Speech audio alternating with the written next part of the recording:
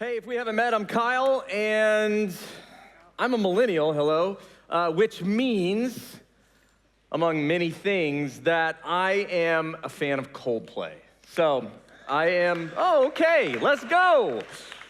My friends know it, my wife knows it, the algorithm certainly knows it because it keeps feeding me the same video recently over and over and over and over. Let's watch.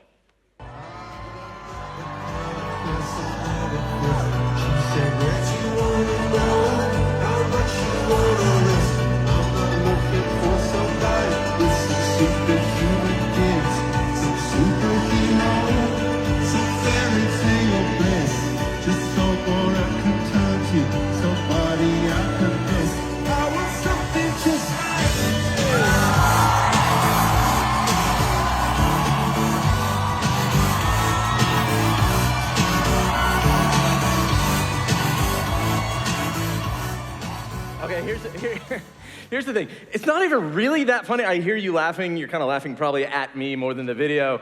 It's not really that funny, and I'm sure it's completely staged, right? It's completely staged. But the more I've seen it, I don't know, way too many times to count at this point. It just keeps lingering in my mind. And the reason I think that video lingers in my mind is because of the contrast. Right? Because of the before and after of that guy. In the beginning, the before is you have an ordinary guy standing, posing as a security guard, looking out at the crowd. But you hand this ordinary guy a mask, and pretty soon the crowd is watching him. It's a pretty stark contrast, before and after, with the mask in between. And I've been thinking a lot about that because I think that's what masks do, right? When we put masks on, they don't just hide who we are, they allow us to perform, to be whoever it is that we want to be. And I don't know, I've been thinking a lot about this and it all just connects with me. And honestly, it connects with me on a deep level, because if I'm honest, that's me. That's me. I wear masks all the time. I perform all the. It's been like that a long part, a lot of my life. I wear a mask and I perform for the crowd, so the crowd watches me. I don't mean just up here. I just mean in every part of my life. So I've shared over the years. I've shared part of my story, and I won't give you the long version, but the gist is. I grew up in a good family. I had good parents. I had a great sister. And this good family and this great sibling, they kind of taught me to do good things, right? That's what we were kind of taught to do. Just do good. We're good people who do good things. Now, of course, I didn't always do good things. I made a lot of terrible decisions. But somewhere along the line, I started to get the sense, I started to learn that in order to get what I wanted, that's what I had to do. In order for me to get whatever it was that I wanted in different phases of my life, that's what I had to do. I just put on a mask and I start performing.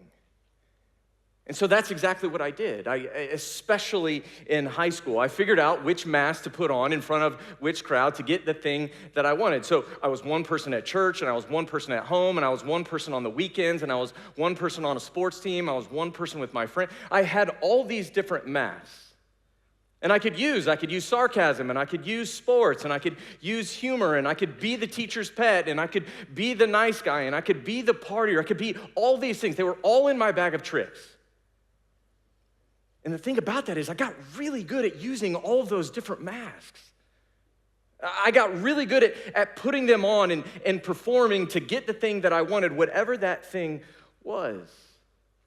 Now, here's the thing about getting older. You look back at a lot of the decisions you made, a lot of the ways that you lived, and you start kind of reflecting on those things. And that's certainly been true of me as I've gotten older. And as it relates to this particular topic, one of the things that I've started to realize is that behind the mask, underneath the different masks that I was wearing, I said it seemed like if you would have asked, what does Kyle want, you would have had a lot of different answers in high school and college and beyond. But really underneath it all, if I'm just brutally honest with you, was a guy that just wanted to be enough. Like, I think if I'm honest, as I think about my life, that is a summary of all the mask wearing that I do in my life, is I'm just desperate to be enough. I want to be loved. I want to feel secure. I want to be seen and known.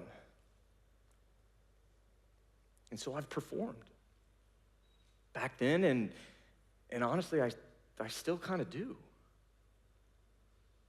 And I say that, and I know that I'm in, I think, relatively safe company, because I would guess, just a guess, but I would guess that I'm not alone in that. In a crowd like this, that I'm not the only one here that is familiar with wearing masks. And I say that because, it's interesting. We live in this generation. We talk a lot about authenticity, don't we? We crave authenticity. It's one of the highest values that we as a society have. It's why we say things like be real or live your truth, right? You be you. We put it on t-shirts. It's hashtagged on TikTok. Influencers talk to us about these things. It's in brand slogans. We crave what's real. We want vulnerability. We want authenticity. We don't want people to pretend. And yet, at least according to the New York Post, this study says that 46% of Gen Z Americans, I have no idea how many people they surveyed, but 46% of this study of Gen Z Americans say they feel like they're living a double life, where their personality online differs vastly from how they are offline. 46% of people feel like they're living a double life, and I don't know about you how that particular quote hits you, but honestly, when I read that, when I came across it, I wasn't really that surprised by it, because I think this is what social media has done to us. It's taught us to do what? It teaches us to kind of package our lives for praise, to kind of become our own ambassador, our own brand manager, constantly editing, constantly cropping, constantly controlling what other people can see. And so we put our highlight reel on display for the world to see, but we hide the parts of us that we don't really think will get the applause. And so we say things like, man, I just hate fake people.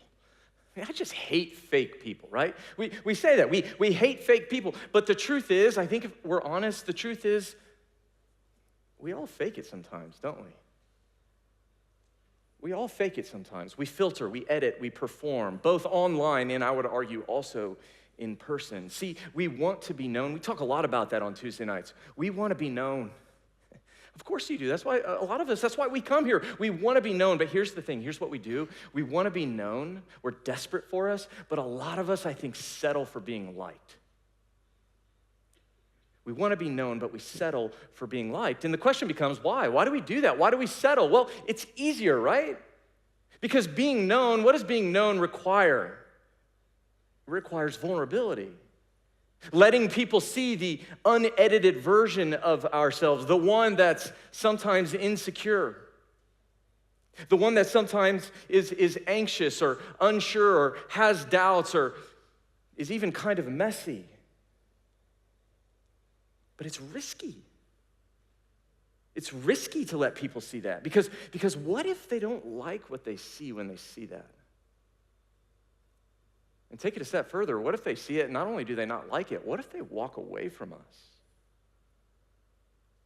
And so instead of letting people see us, instead of being known, we settle. We settle for being liked. We conform. We compromise. We learn to put on that mask and we hide ourselves. We all do that to some extent. But here's the thing. I think that we all also know that deep down there's something really wrong. There's something off about putting on a mask and pretending. There's something off about hiding the real parts of ourselves from other people. There's something not right about that. Because eventually, all that pretending, all it really does is it just leaves us feeling exhausted. It just leaves us feeling lonely. It just leaves us feeling, at one point, disconnected. Disconnected from God, disconnected from each other, sometimes even disconnected with ourselves. See, that's the thing about pretending. Pretending it always catches up to us. Think about that. Pretending at one point, one way or another, it will always catch up to us. So, I don't know, 10 or so years ago, there was a young mother, or a mother and her young son. They were in China, one of the largest provinces in China. They were visiting a zoo, okay? And so they're walking around the zoo, seeing all the exhibits, and they get to the exhibit that they're, excited to see, and this is the lion exhibit. They get to the African lion exhibit at the zoo in China. And you guys have seen a lion, right? So you're building up anticipation. These things are crazy cool to see. They're, the roar is loud, and it's just like kind of catches your breath, takes your breath away. That's what they were expecting. And so they get to this exhibit, and this lion doesn't roar, it barks at them. It starts barking. See, as it turns out, this zoo had some financial hardship. And so what they were trying to do is they were trying to pass off this Tibetan Mastiff, a dog, as a lion. This is not a made-up story. This says African lion, this is dog, right? And that's what happened. And so as you can imagine, when visitors realize that this is not a lion, quickly the story goes viral, right? And the zoo, of course, is ridiculed. The exhibit is shut down. It's so ridiculous. But here's why I share it. It's not just for a laugh. Here's why I share it. It's because when we pretend to be something we're not, it might, I say might because I don't know if this fools anyone, it might, when we pretend to be something that we're not, it might fool someone for a moment, but eventually the bark gives us away. See, you're pretending, it might fool someone for a moment, maybe even yourself, but eventually the bark, it gives us away. And here's the thing, it's not just the bark that gives us away and we're found out, there's consequence. The consequences are real. And so that's what we're going to talk about tonight. We're going to talk about our passage. This is kind of what it shows us. It's actually a warning. It's kind of a sobering warning of what happens when we live for appearance over authenticity. When we spend more time and energy performing for others instead of walking in kind of the truth before God, okay? So let me set the scene. We're going to be in Acts 5, but I'm going to go back to Acts 4, because at the end of Acts 4, what Luke does is he kind of gives us this beautiful snapshot of the early church. We've been talking a lot about the early church on Tuesday nights, and that's what we have. We have another snapshot of what the early church was like. And so we see in Acts 4, picking up verse 32, this is what Luke writes. He says, "Now the entire group of those who believed," so the young church, "were of one heart and mind. No one claimed that any of his possessions was his own, but instead they held everything in common. With great power, the apostles were given testimony to the resurrection of the Lord Jesus, and great grace was on all of them." Great grace was on all of them. So Luke gives us this picture. I said he gives us a picture of the early church. It's a picture of the early church, the unity, a picture of their generosity. It's a picture, he says, of God's grace, what God's grace does in people's lives. And so what we kind of start to get the sense is the gospel is not just being preached, it's being practiced. It's being practiced. People are open-handed. They're meeting needs. They're living lives on the basis of Jesus really is who he says he is. And here's the thing, Jesus actually changes everything. And then Luke, he goes kind of from broad to specific. He gives us a specific example. He says, okay, here's broadly what the church is like, but let me tell you about a guy. Let me tell you about a guy named Barnabas. Barnabas was actually his nickname. His real name was Joseph. But he says, let me tell you about a guy. Joseph, Barnabas, a Levite from Cyprus by birth, the one the apostles called Barnabas, it was a nickname, and he tells us, because it's translated, son of encouragement. Barnabas sells a field that he owned, he brings the money and laid it at the apostles' feet.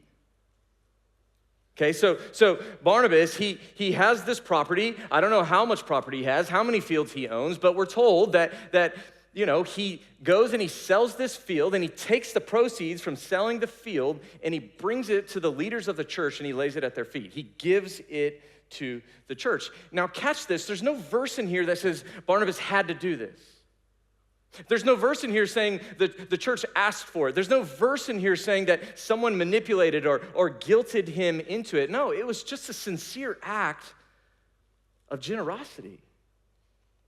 Something that he wanted to do. He wanted to bless others. He wanted to bless the church. And so he's clearly living up to his nickname, right? Son of, imagine the encouragement that must have been for this church. Imagine how people would have responded to him. I mean, presumably, this is a sizable gift that he just gave the church. And so we can imagine that people found out about it and they say, man, what an encouragement. What an incredible gift. But now comes the contrast. Now Luke gives us the contrast to Barnabas, because right after this, we get a story that shifts in a dramatic way.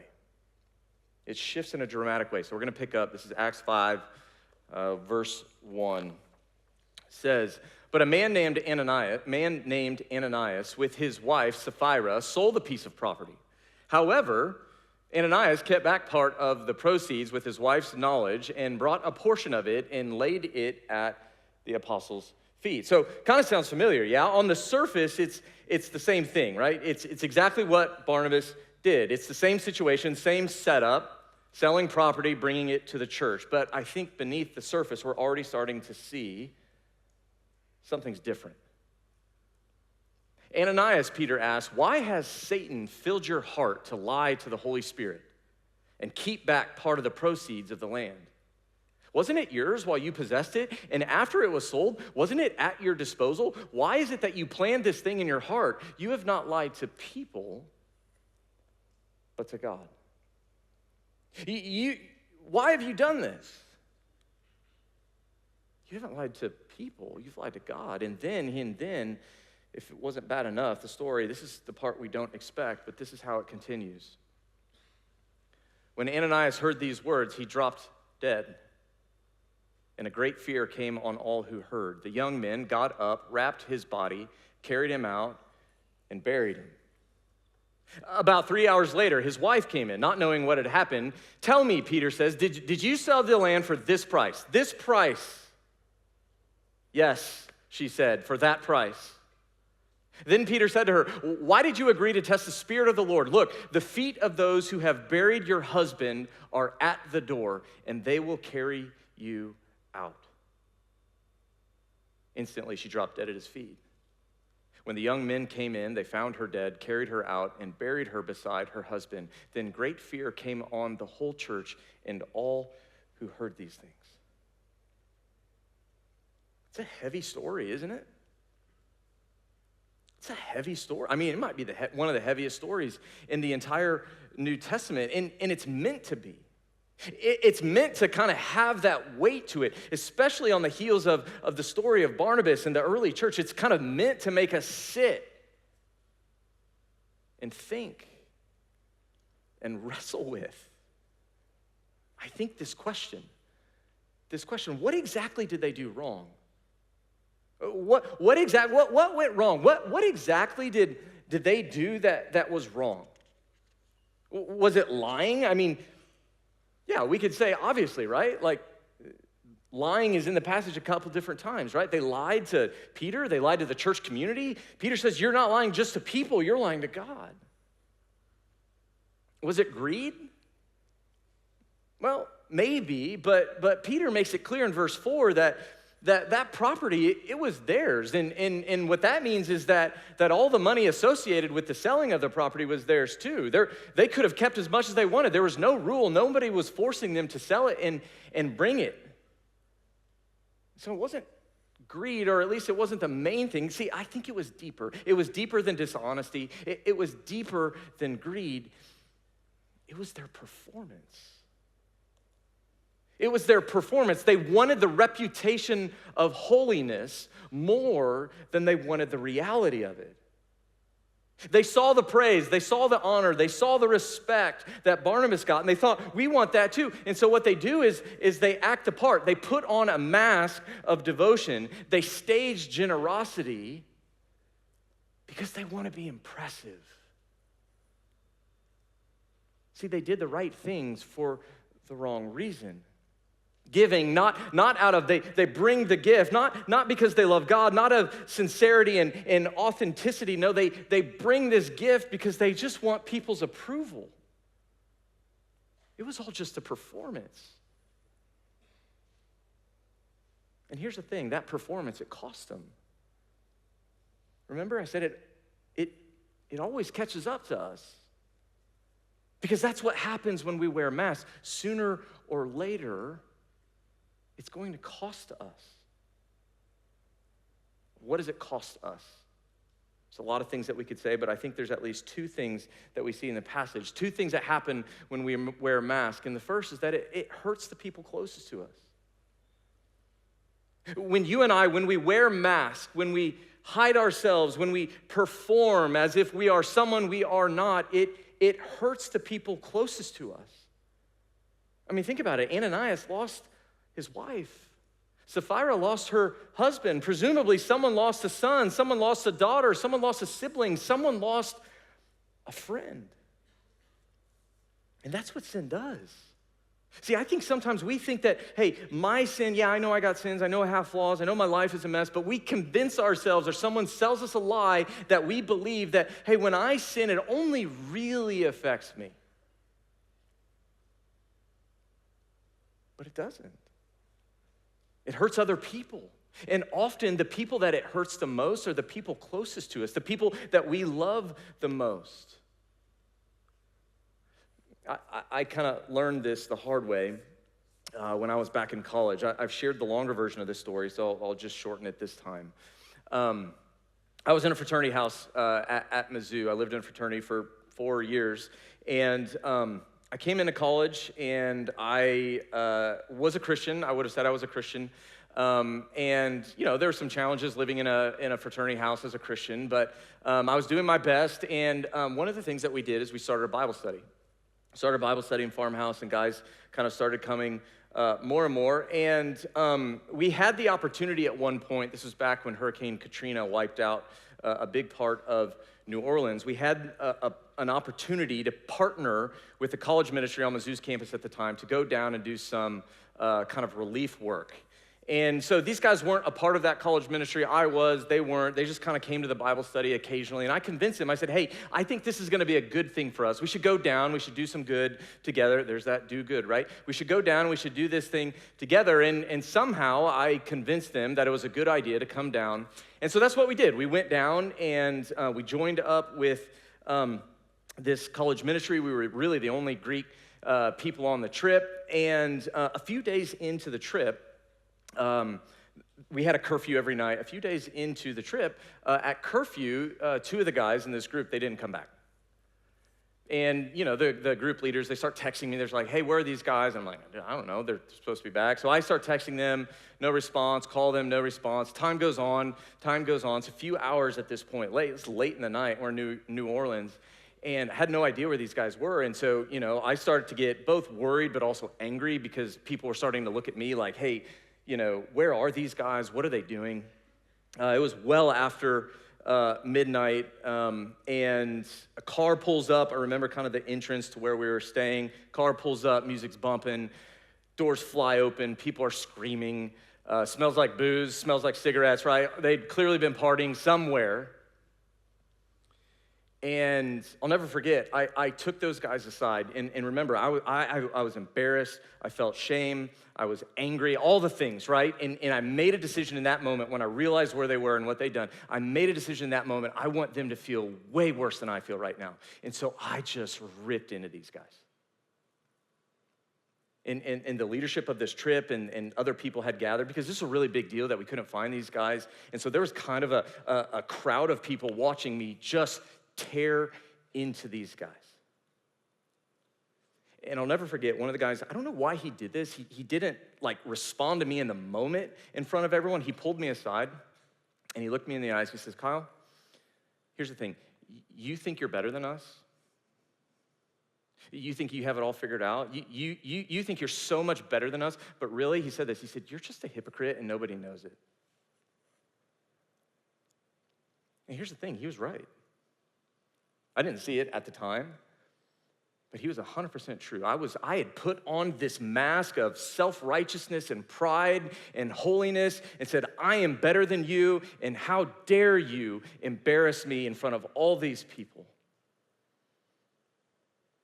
Remember when I said it hurts the people around us? I lost that friendship with those guys. They didn't come back to Bible study. It truly, it's one of the biggest regrets of certainly college, maybe in my life. I don't know where they're at with Jesus to this day. But that's what sin does. It affects not just ourselves, it affects people around us, people close to us, people that we care about, people that we're trying to show Jesus to. Here's the thing, it doesn't just hurt the people close to us, it also does this, it grieves God. It grieves God. Wearing masks, it grieves God. So Peter, remember what Peter says to Ananias in verse 4. He says, look, you're not lying to people, you're lying to God. Like, you think this is no big deal, that you're just coming to people with this lie, but really I want you to know you're lying to God. And when I read that, it kind of reminded me, it's a little different, but kind of same idea, something Jesus says in the Gospel of Matthew, chapter 23. He says this, he says, woe to you, you hypocrites. You clean the outside of the cup and dish, but inside they're full of greed and self-indulgence. Woe to you. See, Jesus is angry. Jesus is grieved. Jesus isn't talking to outsiders. He's not talking to people who don't claim to know who he's talking to the religious leaders of his day. He's confronting these quote-unquote good people, people who often turn their faith into a spectacle for people to see. And I think that's why he responds to him the way that he does. It grieves God when we perform, when we act, when we put on this mask of self-righteousness, when we wear this mask and pretend like we've all got it figured out when we don't. And so here's the question. I want to ask some questions right now just so that we can get into this kind of reflective mode for a bit. Here's a question. If those things are true, and I believe they are, I've experienced that they're true, then the questions that we have to wrestle with, where are you pretending right now in your life? Like, think about that. Where are you pretending? Where are you kind of managing perception? Where are you managing the perception that other people have of you? Where are you doing that instead of walking in the truth? Where are you more concerned with being liked than with being known? Where are you settling? You want to be known, but you're settling for being liked. How so? See, here's the thing. I'm not trying to make you feel shame. I'm trying to call you out of it. I'm trying to call you into something greater. Because here's the thing, we all wear masks. Some of us, we wear the mask, we're walking to school, hey, how are you? I'm fine. No, I'm not. I'm a mess. I'm anxious. I'm stressed out, but I'm gonna say to you I'm fine because that's the mask I'm gonna wear today. Some of us, we put the mask on of Christian, right? We have this Jesus performance kind of thing going on, but really on the inside, if you could really see how hollow I feel right now. Some of us wear that mask that says, man, I got it all figured out. We're all put together. I'm put together when the reality is we're barely holding on. We all wear masks. We all wear masks. And I think that most of this is true for me, I think, that most of us have worn them so long that honestly, we don't really know where the fake ends and where the real begins. And you know what that does? It's just exhausting. When we start to recognize that. It's just exhausting, isn't it? I mean, some of you know what I'm saying right now. Like, it's exhausting. It reminds me of something that Justin Bieber said several months ago. It's a serious thing. I saw this on Instagram. This is going to be hard to read, so I'm going to read it to you. Now, let me just say, I'm not using Justin Bieber as the model, right, for a lot of things, but I think that this is good, so let's listen to this. He says, people keep telling me to heal. Don't you think if I could have fixed myself, I would have already? I know I'm broken. I know I have anger issues. I tried to do the work my whole life to be like the people who told me I needed to be fixed like them. And it just keeps making me more tired and more angry. The harder I try to grow, the more focused on myself I am. Jesus is the only person who keeps me wanting to make my life about others, because honestly, I'm exhausted with thinking about myself lately, aren't you? Now, I don't know. I don't know what's going on in his life, right? Probably a lot of things. It's complicated. I can't imagine what it would be like to be a celebrity of his stature, constantly in the spotlight, whether he wants it or not. But I remember reading that, thinking to myself, wow, that's honest. And oddly kind of refreshing to see that kind of vulnerability. And I think he's right. It's not just honest, it's not just real, I think he's right, because managing that gap between who we are and who we want people to see us as is draining. It is so exhausting to live that way.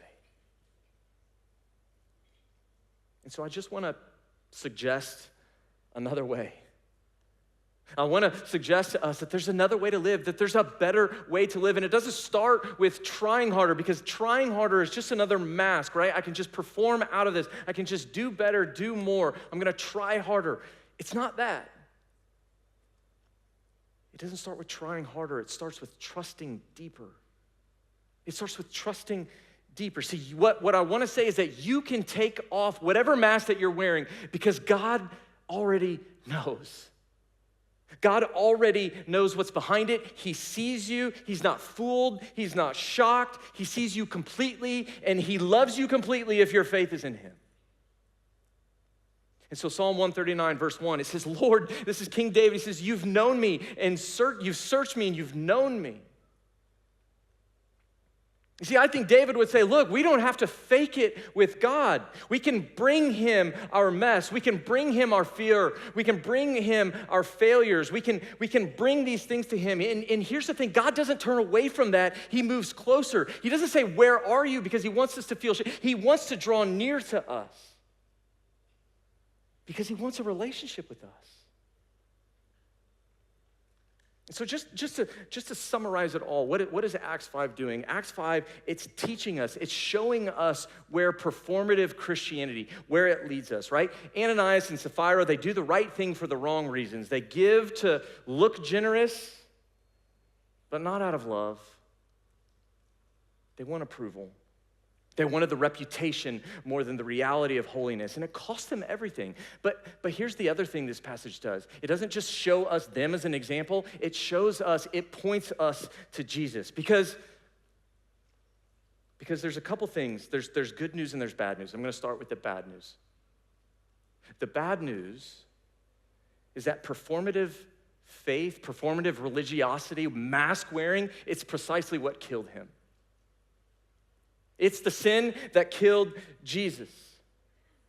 See, the religious leaders of his day, they prayed and gave and obeyed to be seen until Jesus comes along and he exposes it, and it angers them, and they eventually kill him.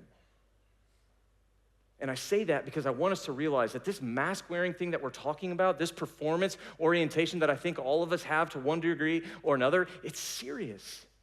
It's the kind of sin that killed Jesus. But remember, there's good news. The good news is that Jesus didn't just die because of hypocrites, he died for hypocrites.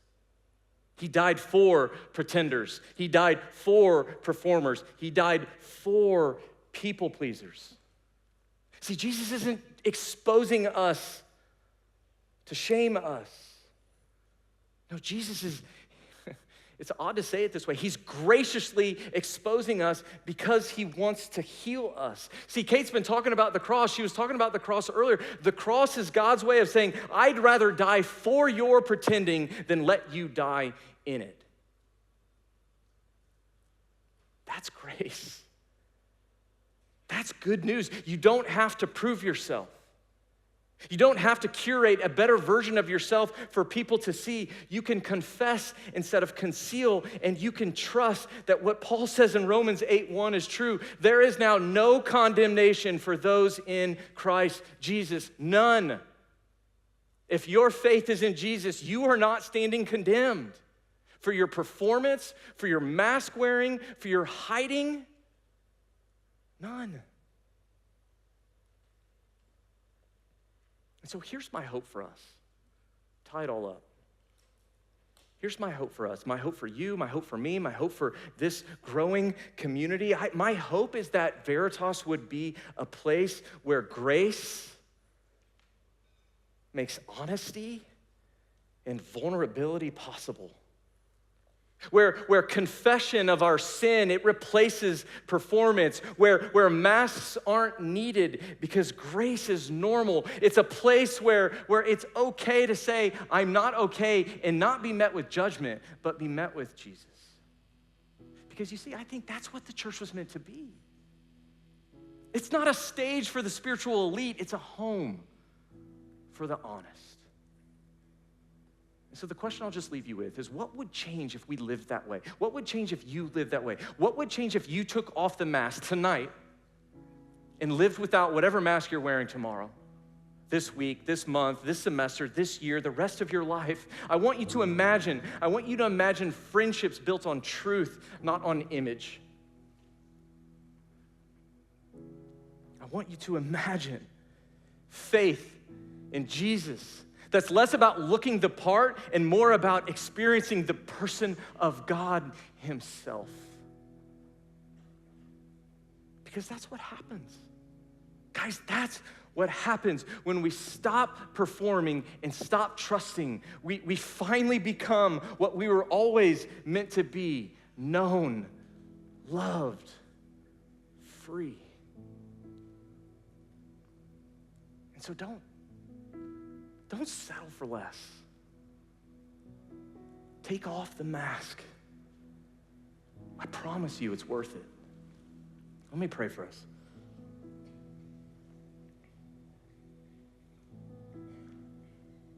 God, I'll be the first to confess again in front of everyone here tonight that I often wear masks. I perform because I want to be seen. I settle for being liked when I'm known by you and I could be known by others. I just pray for all of us here that something in what I said would strike a nerve, give us a lingering thought, give us something to keep thinking about, or most importantly, would just turn us to you, the one who knows us, the one who loves us, the one who died so that there would be no condemnation for us because of you. Help us to believe that more and more. It's in your name we pray. Amen.